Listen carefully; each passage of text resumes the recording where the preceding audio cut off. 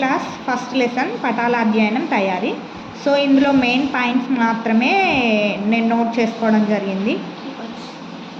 First point, పటాలు మ్యాప్లు మనకు వివిధ ప్రదేశాల గురించి అనేక విషయాలను తెలియజేస్తాయి. ఒక ప్రదేశం సముద్ర తీరంలో ఉందా, పర్వతం పైన, ఎడారిలోనా, ఉష్ణ ప్రదేశమా, శీతల ప్రదేశమా, వర్షపాత ప్రాంతమా, అక్కడ ఎలాంటి చెట్లు, ఏ జాతి ప్రజలు జీవిస్తున్నారు, వాళ్ళు మాట్లాడే భాష, చేసే వృత్తులు, నివాసాలు పటాల ద్వారా తెలుసుకోవచ్చు. అన్ని విషయాలను ఒకే పటంలో తెలుసుకోలేం కాబట్టి వివిధ రకాల పటాలను మనం అధ్యయనం చేయాల్సి ఉంటుంది. పటాలు 3 రకాలు: భౌతిక పటాలు, రాజకీయ పటాలు, చారిత్రక పటాలు. మనం తూర్పుకు అభిముఖంగా నిలబడి ఉంటే కుడివైపు ఉండేవన్నీ దక్షిణంగాను, ఎడమ చేతి వైపు ఉండేవన్నీ ఉత్తరంగాను, వెనుక వైపు ఉండేవన్నీ పడమరగాను గుర్తించాలి. అంటే ఇక్కడ చిత్రంలో టెక్స్ట్ బుక్లో ఒక పిక్చర్ ఇచ్చారన్నమాట. ఆ పిక్చర్లో ఉత్తరం పై భాగంలో కొండలు, చెట్లు ఉన్నాయి, దక్షిణంలో నీళ్ళ బావి, తూర్పు సూర్యుడు, కొండలు, పడమర ఇల్లు. జిల్లా పటాలు అనేటి రాజకీయ పటాలు.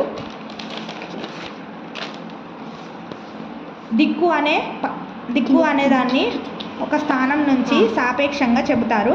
మనం ఒక స్థలాన్ని దేనితో పోల్చి చూస్తున్నామన్న దాన్ని బట్టి అది తూర్పున, ఉత్తరాన, దక్షిణాన లేదా పశ్చిమంగా ఉంది అని అంటాం. పటంలో దిక్కులు. సో దిక్కులను ఎప్పుడైనా కూడా బాణం గుర్తుతో సూచిస్తారు. ఉత్తరం పైకే ఉంటుంది ఎప్పుడు, దక్షిణం కిందికి ఉంటుంది. మానచిత్రాలు ఈ విధంగానే మానచిత్రాలు తయారు చేస్తారు. కుడివైపు భాగంలో తూర్పు, ఎడమవైపు పడమరగా ఉంటుంది.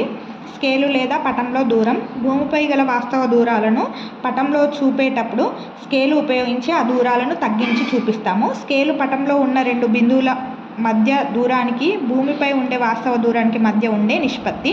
Statement scale. ఈ స్కేల్ నందు 1 సెంటీమీటరు, 1 కిలోమీటరు మొదలైన పదాల ద్వారా సరళ వాక్యాలలో స్కేల్ను సూచిస్తారు. ప్రదేశాల మధ్య దూరం 1 సెంటీమీటర్ అయితే భూమిపైన వాస్తవ దూరం 1 కిలోమీటర్గా ఉంటుంది. భారతదేశ తీర ప్రాంత పొడవు. ఇది టెక్స్ట్ బుక్లో చిన్న బాక్స్లో ఇచ్చారు ఎంత అని. భారతదేశ తీర ప్రాంత పొడవు 7516.6 కిలోమీటర్లు. ప్రధాన భూభాగం మెయిన్ ల్యాండ్ 6100 కిలోమీటర్లు. ద్వీపాల తీర ప్రాంతం అండమాన్, నికోబార్, లక్షద్వీప్ కలిపి మొత్తం 1416.6 కిలోమీటర్లు. చిత్తుపటం. స్కేల్ లేకుండా చేతితో సరళంగా గీసే పటాన్ని చిత్తుపటం అంటారు. చిహ్నాలు. మనం కొన్ని సాధారణ చిహ్నాలను తరచుగా ఉపయోగిస్తూ ఉంటాం. వీటినే సాంప్రదాయిక చిహ్నాలు అంటారు. ఇవన్నీ ఇంకా టెక్స్ట్ బుక్లో ఉన్నాయి.